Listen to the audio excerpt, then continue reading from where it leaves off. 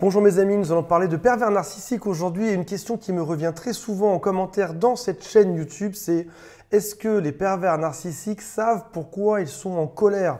Pourquoi est-ce qu'ils ont cette rage narcissique dont on a parlé très souvent sur cette chaîne? Ça peut être des cris, ça peut être des insultes, ça peut être des fois beaucoup plus froid comme du dénigrement, ça peut être aussi ce qu'on appelle un traitement silencieux, vous avez l'impression d'avoir un mur en face de vous, ça peut durer pendant des jours ou des heures et puis à la fin, quand tu oses te plaindre, ils te disent c'est de ta faute, tu es trop sensible et toi dans ta tête tu dis c'est pas possible, je suis en train de vivre un enfer au quotidien et à la fin, c'est juste moi qui suis trop sensible. Il y a aussi quelque chose que vous devez savoir, c'est que on a tendance en ce moment à classer, pas toujours, de temps en temps, les gens disent « ouais, mais moi je rencontre que des pervers narcissiques » ou « tous les hommes sont des pervers narcissiques » ou « toutes les femmes sont des pervers narcissiques ». C'est pas vrai. Prenons le cas par exemple de la colère. On a tous le droit d'être en colère. C'est pas parce que je suis en colère, tu es en colère, ton boucher est en colère que c'est un pervers narcissique. Maintenant, lorsque on arrive sur un état de vie qui est quasiment régulier, c'est-à-dire on arrive sur un mode de vie. Le mode de vie, c'est d'être en colère ou énervé, avec tout d'abord des tensions à la maison, après ça une rage, la rage narcissique qui est souvent extrêmement violente, après ça de la destruction psychologique, la destruction du couple, la destruction de qui vous êtes, de vos valeurs, etc. Après ça, des gens qui ne s'excusent jamais de leur vie, jamais, jamais, jamais. Donc, c'est des gens en plus à la fin qui vont vous mettre la honte sur vous. C'est de ta faute si je suis dans cet état ou si hier, dans cet état.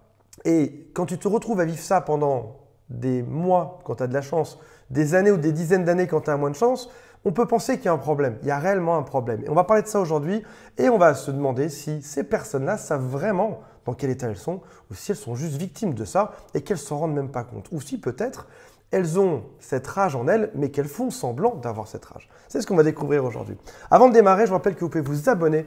On est arrivé à plus 9000 abonnés en 30 jours. C'est jamais de ma vie, j'ai vu un truc pareil. Donc n'hésitez pas, plus on sera nombreux à parler de ça, plus on sera nombreux à dénoncer ça, parce que j'ai aussi bon espoir que dans la justice française ou francophone, parce que je sais qu'on a aussi des gens qui ne sont pas forcément toujours en France, mais que dans la justice française, que dans le corps médical, on en parle de plus en plus, on reconnaisse ces violences psychologiques, ce harcèlement, que ça progresse. Donc n'hésitez pas, abonnez-vous, rejoignez la cause. Vous êtes mes ambassadeurs aujourd'hui, tout ce que je vous donne, c'est à vous de le donner après ça à tous les autres derrière. Il y a un quiz. Est-ce que la personne que je suspecte d'être perverse narcissique l'est vraiment pas? C'est juste en dessous aussi. Et si jamais vous le souhaitez, vous pouvez appeler un membre actif de mon équipe qui est là du lundi au vendredi de 9 h à 18 h. Il y a beaucoup de demandes, je vous avouerai. Donc, en général, il y a un jour ou deux d'attente, mais il y a toujours des créneaux. Il va vous donner des informations. C'est gratuit. Si vous le souhaitez, il vous proposera un accompagnement par la suite. Ce n'est pas obligatoire. En tout cas, il est là pour vous, pour faire avancer notre cause. Dans un monde idéal, c'est vrai que dans un monde idéal, si je réfléchis bien, dans un monde idéal, personne ne se disputerait. On vivrait dans un monde entouré de fleurs, de nounours rouges, verts, en arc-en-ciel qui se déplacent de partout. Il y aurait des papillons sur mes épaules. Dans un monde idéal, personne ne disputerait.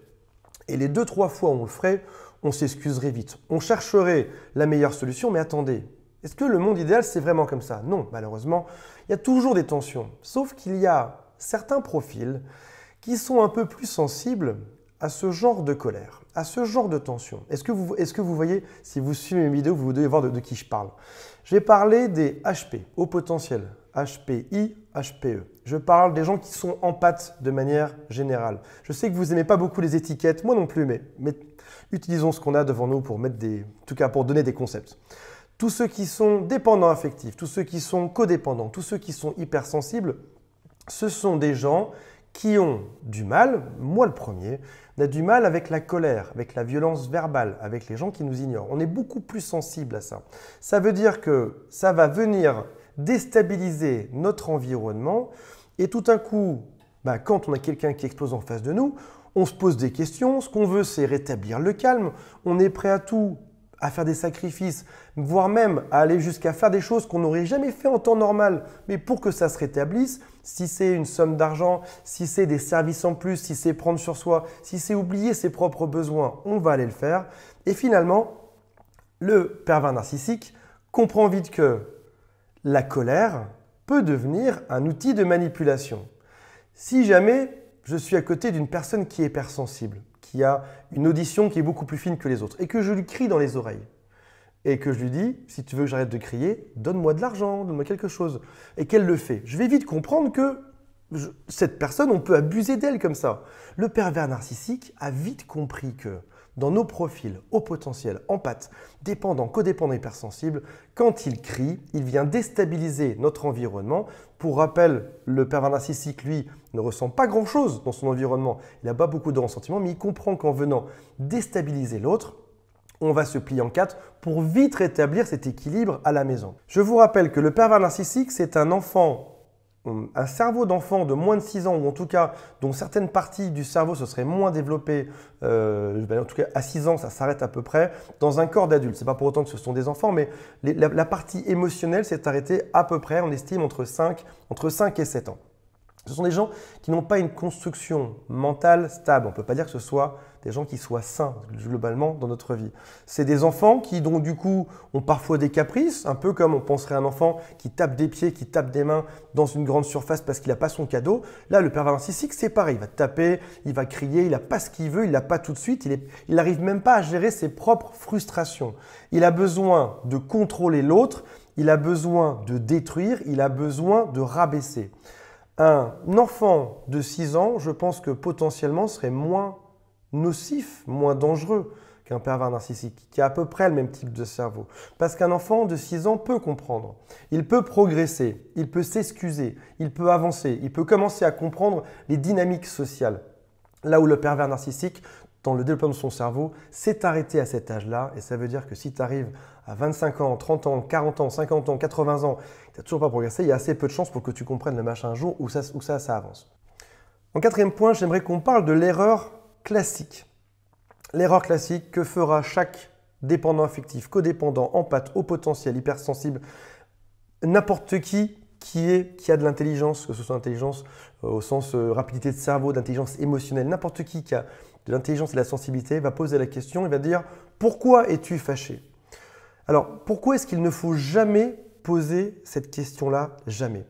Parce qu'on va arriver dans quelque chose qu'on pourrait appeler le cycle de la honte qui va être envoyé simultanément sur vous et sur eux. Ce sont des gens qui sont, je m'explique, ce sont des gens qui sont extrêmement blindés comme dans une forteresse mentale. Ils sont protégés, il y a des murs gigantesques. Ils font tout pour ne jamais se dévoiler, ils font tout pour prendre aux autres et ne jamais, jamais, jamais donner. Donc lorsque vous te posez la question « Pourquoi es-tu fâché ?», ça voudrait dire que pour qu'on avance, pour que le débat fonctionne, il faudrait qu'ils ouvrent toute cette forteresse, qu'ils ouvrent grand les grilles, les murs en béton, les défenses, l'artillerie lourde.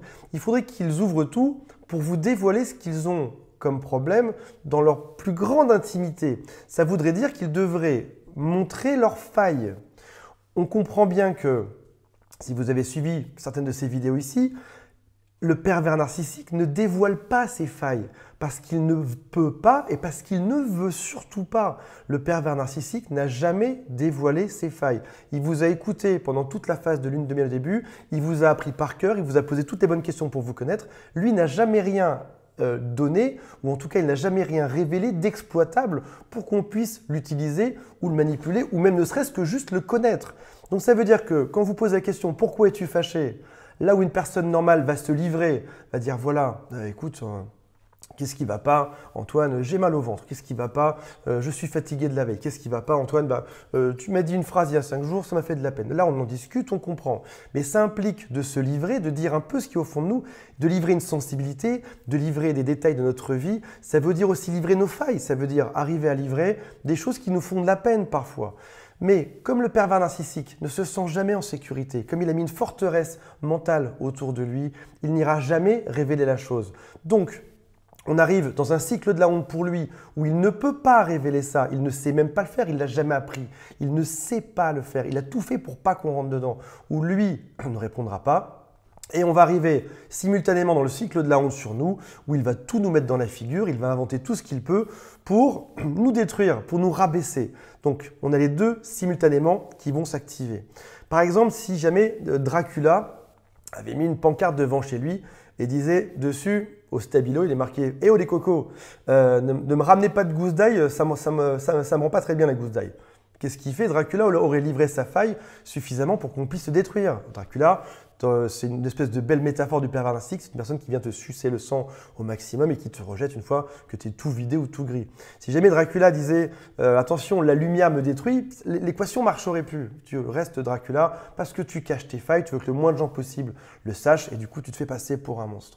Ce sont des gens qui ne sont pas heureux. Ce sont des gens, on l'a dit, qui se sentent vides, qui vont utiliser votre propre vie, qui vont se l'attribuer, qui vont venir comme s'implanter en vous et essayer de vous manipuler pour vous articuler. Ils ont l'impression que leur vie ne sert à rien, ils viennent dans la vôtre pour l'utiliser au maximum. Ce sont aussi des gens qui activent leur défense beaucoup trop tôt. En réalité, le jour même où ils vous ont connu, ils ont activé ces défenses. Ils ont fait semblant de vous donner pendant la phase lune de miel pour que vous vous ouvriez, pour que vous dévoiliez tout. Ils ont récupéré toutes ces informations, ils les ont utilisées pour vous manipuler juste après. Ils vous attaquent parce que c'est leur meilleur moyen de se défendre. En se disant au moins, je l'ai attaqué, j'ai pris le contrôle, je le manipule, ils se protègent parce qu'ils savent que ça va vous occuper, ça va vous affaiblir et donc ils auront ce genre de contrôle sur vous. Ils ont besoin de manipuler pour se protéger. Ils ne veulent pas savoir pourquoi ils sont dans cet état. Si jamais ils voulaient le savoir, ce serait révéler leurs failles, ce serait comprendre pourquoi ça ne va pas. Or, on l'a bien compris, le pervers narcissique est une personne qui ne changera jamais. Une personne saine chercherait à s'excuser, à comprendre, à avancer. Donc la réponse rapide malheureusement c'est non. Ce sont des gens qui ne sont pas en contact avec leurs émotions. Ce sont des gens qui n'arrivent pas à admettre qu'ils vivent en insécurité. Ce sont des gens qui se sentent vides. Ce sont des gens qui devraient admettre que l'autre est mieux. C'est des gens qui ont besoin d'une tonne d'admiration au quotidien, ne serait-ce que pour passer une bonne journée, qui vont parfois vous faire des crises, vous rendre fou, juste pour qu'on les écoute, juste pour qu'on vous les regarde, juste pour qu'on s'occupe d'eux. Parfois, ils n'ont plus d'attention, ils vont vous envoyer 10 ou 20 SMS sur votre travail pour vous rendre fou, pour que vous les appeliez, pour que vous les regardiez. Et ils font ça avec tout le monde. Et mon combat, le suivant, c'est qu'on n'a pas besoin pour détruire quelqu'un de le frapper. Une rage lente, une rage sournoise peut rendre grise une ambiance pendant plusieurs jours. On peut même ressentir cette tension dans notre poitrine parfois.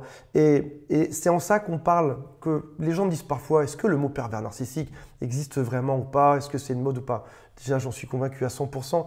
Et surtout, même les 1% qui n'en seraient pas convaincus doivent admettre que ça tient beaucoup du harcèlement moral, du harcèlement psychologique. On arrive quasiment dans les mêmes routines. Une rage lente, répétitive, qui vous rabaisse. Et personne au monde ne peut dire que le harcèlement, ça n'existe pas. C'est reconnu. Ça commence à l'être de plus en plus. On commence à y faire attention. Chez les plus petits, dans les écoles, sur le lieu de travail, on y fait attention. Donc oui, on a un combat. Le pervers narcissique, on a gagné la partie lorsqu'on est parti. C'était des nouvelles de pervers narcissique. Là, l'endroit où ça se passe bien au début et pas forcément si bien que ça à la fin. Je reçois beaucoup de mails au quotidien, de remerciements sur tous les réseaux sociaux. Ça me fait un plaisir fou d'avoir autant de news de vous. Donc n'hésitez pas, contactez-moi, je réponds presque à tout le monde. Rappelez-vous qu'il y a les liens juste en dessous pour aller plus loin et on se retrouve dans une prochaine vidéo. Salut à tous, bye.